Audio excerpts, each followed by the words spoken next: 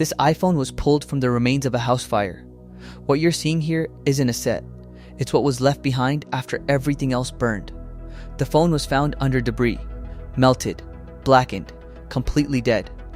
Apple classified it as unrecoverable. But the phone itself wasn't the problem. The data inside it was. Photos, messages, videos, documents. Things that don't come back once they're gone. And we won't know if any of it survived until we go further. Fire damage is different from water damage. Water corrodes. Fire destroys structure. Extreme heat warps boards. It fractures solder joints. It delaminates internal layers you can't see. Most phones exposed to this level of heat are written off immediately, not because technicians don't care, but because heat damage is unpredictable, and unpredictable is expensive. Before anything is touched, everything is documented, not for repair, for accountability. Because once we begin, there's no undo. The exterior damage is severe, the frame is warped, the display is destroyed, the battery is heat-stressed and unsafe. Internally, the logic board shows burn residue and thermal discoloration. That residue isn't just dirt, it's carbonized material left behind after combustion. And if it penetrated deep enough, cleaning won't matter.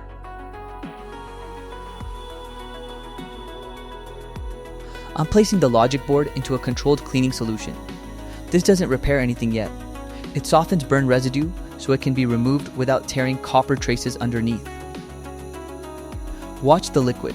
It's already darkening. That color change matters. It means contamination is releasing instead of spreading. Let silence set. This part takes time. There's no shortcut here. 7 minutes. Patience isn't optional. First softening is visible. I'm brushing lightly, not to clean, but to test resistance. See that? The residue is loosening, not flaking violently. That's good. Too much pressure here would end the recovery permanently. Back into the solution. Another minute. Better, cleaner, but not done. This is what precision restoration actually looks like. Not speed, not force, control. Look at the board before we started. Charred, opaque, unreadable. Now look at it. Traces are visible again. Contacts are defined. This didn't fix the phone, but it stopped the damage from getting worse. That's the difference. Here's the decision point. Most shops would replace everything now. New battery, new charging system, new wireless modules, and hope. But hope wastes time if the storage is already dead. So we test first, the storage. Because if the storage responds, the data survived. And we rebuild around what works. If it doesn't, we stop. That's the call. We're bypassing damaged systems and communicating directly with the storage module. This test doesn't care about the screen, or the battery, or the frame. It only answers one question.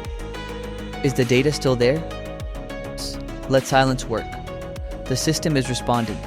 All sectors are readable. No critical errors. That means the storage survived the heat. Now we rebuild, carefully. The battery is replaced. It was heat-stressed and unsafe. The charging system is replaced. Thermal damage made it unreliable. Wireless components are replaced, but the logic board stays, and the storage stays, because they earned it. Most phones exposed to this level of heat never power on again. If the storage was damaged, this screen would stay black. Let's see. That logo shouldn't appear, but it did. Turning on isn't success. Verification is. Touch response. Cameras. Wireless systems. Everything checks out.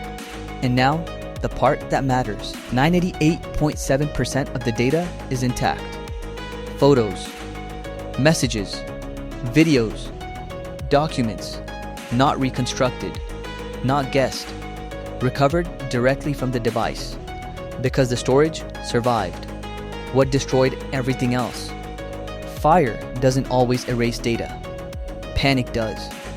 Precision beats panic. Every time.